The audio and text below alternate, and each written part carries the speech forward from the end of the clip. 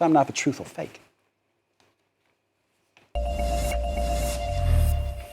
Vedika Bahl joins us over by the big board. Good evening. Following Monday's airstrike and subsequent fire that killed 45 people in the Gaza Strip at a camp for displaced people south of Rafah, Israel has since said that its missiles are not the cause of that blaze. Tell us more about that, Vedika.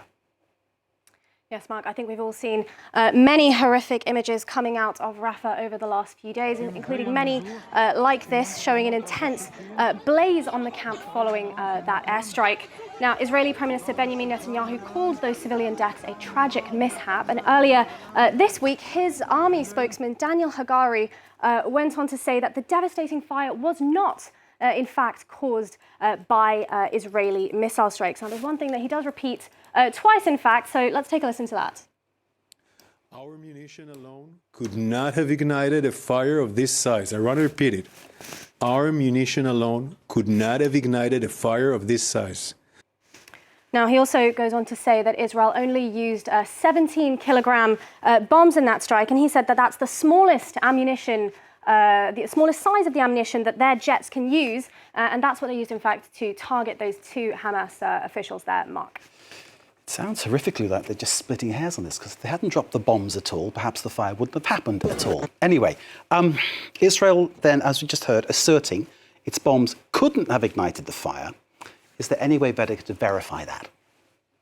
Well, that ammunition has, in fact, been verified. Now, this video posted on Telegram by a Palestinian journalist on the ground in Gaza, and we can actually see the missile debris left behind there. And if we zoom in on that, we can see a serial number visible on it. Now, according to munitions experts, this is something called a cage code, and that allows us to identify the manufacturer and the model. And it turns out that this debris is from a GBU-39. That's an American guided bomb manufactured by Boeing. It's also classed as something called an SDB. That's a small diameter bomb with a reduced blast radius. And according to the New York Times, the US is encouraging Israel to use these bombs, these SDBs, in order to reduce civilian casualties. Now, the France 24 observers spoke to an expert. We reached out to Trevor Bahl. He is a former US Army explosive ordnance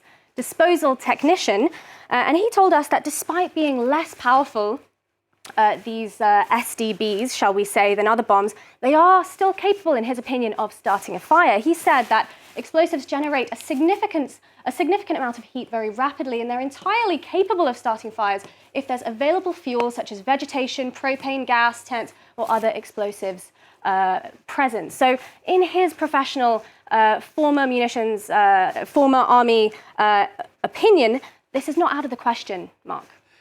So tell us then, Vedika, what are Israel's theories then about how this fire was started?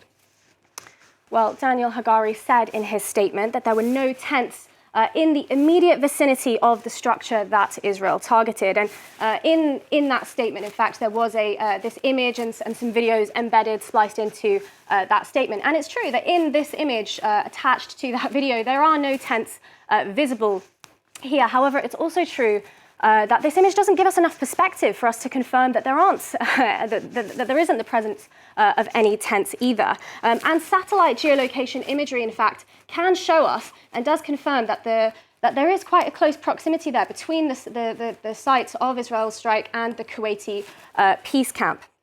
Now, Israel has said that it's investigating several possibilities for how this may have happened. Its primary theory is that Hamas weapons were stored in a warehouse close to where the strike took place, and that's what's exploded and triggered the fire. And to support this, in his statement, Hagari also released an audio supposedly of two Gazans referring to an ammunitions warehouse explosion. However, it must be noted that this video has not been authenticated, nor has it been verified either.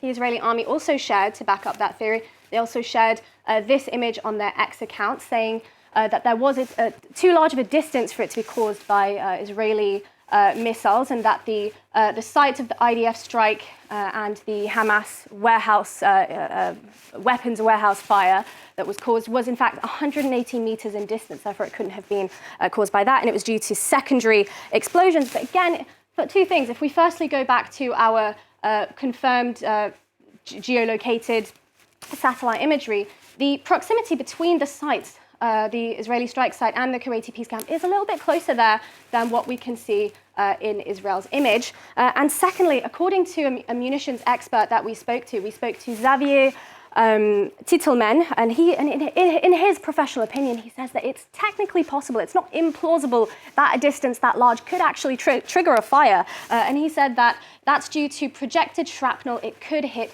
from up to 600 meters away. So again, in his opinion, Mark, not out of the question.